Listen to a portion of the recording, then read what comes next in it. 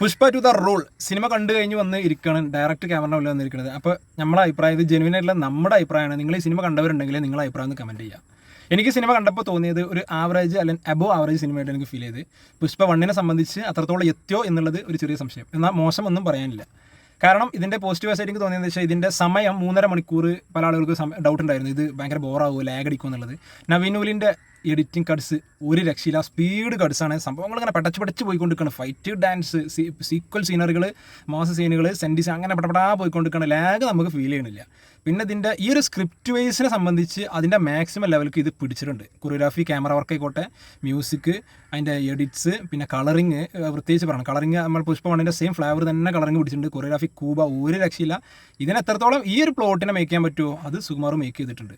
3.5 മണിക്കൂർ നമുക്ക് അത്ര ലാഗാവില്ല. പക്ക കൊമേഴ്ഷ്യൽ പടം എന്നുള്ള ലെവലിൽ നമ്മൾ സിനിമ കാണുകയാണെങ്കിൽ മോശമില്ല. പക്ഷേ ഈ ഒരു സിനിമയ്ക്ക് നെഗറ്റീവ് വരുന്നത്, ഈ സിനിമൻ്റെ ഒരു നെഗറ്റീവ് വശം എന്ന് പറയുന്നത് ഇതിൻ്റെ ക്ലൈമാക്സ് പോർഷനാണ്. കാരണം ഏതൊരു സിനിമൻ്റെയും നട്ടല് എന്ന് പറയുന്നത് ക്ലൈമാക്സാണ്. അത് ഇത്രയും വലിയൊരു സിനിമ ആകുമ്പോൾ അതിൻ്റെ ക്ലൈമാക്സ് പീക്ക് ലെവലിൽ ആളുകൾ പ്രതീക്ഷിക്കും.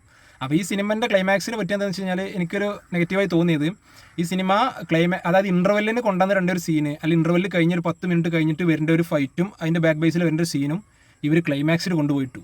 അതായത് പുഷ്പ അങ്ങനെ പിടിച്ചടക്കണം, പല വലിയ സംഗതികളൊക്കെ പിടിച്ചടക്കുമ്പോൾ ആ സമയത്ത് ഫാമിലിയിൽ വരുന്ന ചെറിയൊരു ഇഷ്യൂവിനെ ബേസ് ചെയ്തിട്ടാണ് ഇതിൻ്റെ ക്ലൈമാക്സ് നിൽക്കുന്നത്. ഈ ക്ലൈമാക്സ് ഫൈറ്റ് സംഭവം അടിപൊളി ഫൈറ്റാണ്. പക്ഷേ ഇതിൻ്റെ പ്രശ്നം എന്താ വെച്ച് കഴിഞ്ഞാൽ ഈ ക്ലൈമാക്സ് ഫൈറ്റാണ് ഇത് എന്നുള്ളത് ഈ ഫൈറ്റ് കഴിയുമ്പോഴാണ് മനസ്സിലാവുള്ളൂ. ഫൈറ്റ് കഴിഞ്ഞ് ബാക്കിയുള്ള സീനുകളും കഴിയുമ്പോഴാണ് ഇതാണ് ഇതിൻ്റെ എൻഡ്. നമ്മൾ പെട്ടെന്ന് നെട്ടിപ്പോവും. കാരണം ഇത്രയും സമയം പോയതെന്ന് അറിയില്ല, പെട്ടെന്ന് സുകുമാർ നീതി കാണിക്കുമ്പോഴാണ് മനസ്സിലായി പടം കഴിഞ്ഞു. അപ്പോൾ ഇതായിരുന്നു ക്ലൈമാക്സ് എന്നുള്ളൊരു പ്രശ്നം വരുന്നത്. കാരണം ഈ സിനിമൻ്റെ വോൾട്ടേജ് അത്ര ഹൈ ആണ്. അല്ലു അർജുൻ എന്ന് പറഞ്ഞ ആക്ടർ എത്രത്തോളം മെച്ചുവർഡ് ആയിട്ടുണ്ടെന്നുള്ള അത്ര ലെവലിൽ ഹൈ വോൾട്ടേജ് പെർഫോമൻസ് ആണ് പുള്ളി കാഴ്ച വെക്കുന്നത്. പിന്നെ പറഞ്ഞ ചെറിയൊരു നെഗറ്റീവ് വെച്ചാൽ ഫഹദിന് 1 സംബന്ധിച്ച് ഇതിൽ കൂടുതൽ റോൾ ഉണ്ടെങ്കിലും ആ റോളിന് കൂടുതൽ ഇമ്പോർട്ടൻസ് ഇല്ല. കാരണം പല വേരിയേഷൻസ് കൂടെ അതിൻ്റെ സ്ക്രിപ്റ്റ് വൈസ് ഇത് പോയിക്കൊണ്ടിരിക്കുന്നത്. ആ ജദാര സീൻസൊക്കെ അതിലുള്ള വരുന്ന ഫൈറ്റ്സുകളും കാര്യങ്ങളൊക്കെ ഉണ്ട്. കുറച്ച് കൂട്ടിച്ചേർത്ത് ഫാമിലി ഓഡിയൻസ്, പ്രത്യേകിച്ച് രശ്മികമായിട്ടുള്ള കുറച്ച് സീനുകളൊക്കെ ഉണ്ട്. അതൊന്നും നമുക്ക് വേണ്ടില്ലായിരുന്നു എന്ന് തോന്നി. അത് കോമ്പിനേഷൻ സീനുകളൊക്കെ, കുറച്ച് അനാവശ്യമായ സീനുകളൊക്കെ വന്നു. പക്ഷേ ഒരു ഔട്ട് ആൻഡ് ഔട്ട് മാസ് പരിപാടിയാണ് ചെയ്തു വെച്ചിട്ടുള്ളത്. എനിക്ക് തോന്നുന്നത് ഇത് കൂടുതലായിട്ട് നോർത്തിനെ ബേസ് ചെയ്തിട്ടാണ് അവർ ഈ സിനിമ ഇറക്കിയിട്ടുള്ളത്. എനിക്ക് പേഴ്സണലി സിനിമ ഇഷ്ടപ്പെട്ടു, അത്ര മോശമായിട്ട് തോന്നിയില്ല. ക്ലൈമാക്സ് മാത്രമാണ്. പിന്നെ ഇതിൻ്റെ സ്റ്റാർട്ടിംഗ് പോർഷൻ ജപ്പാനാണ് കാണിക്കുന്നത് ഒരു ഫൈറ്റ് സീനൊക്കെ. ആ ഫൈറ്റ് സീൻ ഇല്ലെങ്കിലും ഈ പടം വെറുത്താണ്. കാരണം അത്രയും ഇൻ്റർവെല്ലാകുമ്പോൾ നമുക്ക് അത്ര ഇമ്പാക്റ്റ് ഈ സിനിമ തരുന്നുണ്ട്. എല്ലാം കൊണ്ടും ചേസിങ് സീൻ ആയിക്കോട്ടെ, മാസ് സീൻ ആയിക്കോട്ടെ, ഫാമിലി ഓഡിയൻസ് എല്ലാം കണക്റ്റായി വന്നിട്ട് ഇൻ്റർവെല്ലിൻ്റെ ശേഷം അവർക്കിതൊരു ലൈനപ്പ് എത്തിക്കാൻ കഴിഞ്ഞില്ല, പ്രത്യേകിച്ച് ക്ലൈമാക്സിക്ക് എത്തുമ്പോൾ. അതാണ് ഇതിലൊരു നെഗറ്റീവായിട്ട് തോന്നി. ബാക്കി ഇതിൻ്റെ പിന്നണിയിലുള്ള എല്ലാം സൗണ്ടിങ് ആയിക്കോട്ടെ, DSP ഒന്നും അനാവശ്യമായിട്ടുള്ള ഒരു സൗണ്ട് എവിടെയും കൂടുതലായിട്ട് കങ്കുവയിൽ ഭയങ്കര വിമർശനങ്ങൾ വന്നു. അങ്ങനത്തെ ഒരു സംഭവങ്ങൾ ഇത് കൊടുത്തിട്ടില്ല. ഓവർ സൗണ്ടുകളോ അലറുന്ന രീതിയിൽ BGM ഒന്നും കൊടുത്തില്ല. സാംസിയസ് BGMൽ വർക്ക് ചെയ്തിട്ടുണ്ടെന്ന് പറഞ്ഞു, പക്ഷേ ആ ഒരു ഇമ്പാക്റ്റ് സിനിമയിലില്ല. സാംസിയസിൻ്റെ ഒരു ഇമ്പാക്റ്റ് നമുക്ക് സിനിമയിൽ അങ്ങനെ കാണാൻ. ഷോട്ടുകളൊക്കെ എന്ന് പറഞ്ഞാൽ അത്ര റിച്ച് ഷോട്ടുകളാണ്. 1 ഉണ്ടായിരുന്ന ഒരു മോശം എന്ന് പറയുന്നത് VFX ആയിരുന്നു. VFX ഇതിൽ അത്ര മോശമായിട്ടില്ല. ഏകദേശം VFXകൾ കാര്യങ്ങളൊക്കെ, പ്രത്യേകിച്ച് ലോറി കൊണ്ട് കുറച്ച് സംഭവങ്ങളൊക്കെ ഇതിൻ്റെ ഇൻ്റർവെല്ലിൻ്റെ മുന്നുള്ള അതൊക്കെ അത്ര അടിപൊളിയായിട്ട് തോന്നി. വിഷ്വൽസൊക്കെ ഭയങ്കര പക്കയാണ്. അപ്പോൾ ഇത് പൈസ വസൂലാണോ എന്ന് ചോദിച്ചു കഴിഞ്ഞാൽ വെറുത്താണ് സംഭവം. നമ്മൾ കൊടുക്കുന്ന ക്യാഷിനുള്ള സംഭവങ്ങൾ ഇതിലുണ്ട്, ഈ സിനിമയിലുണ്ട്.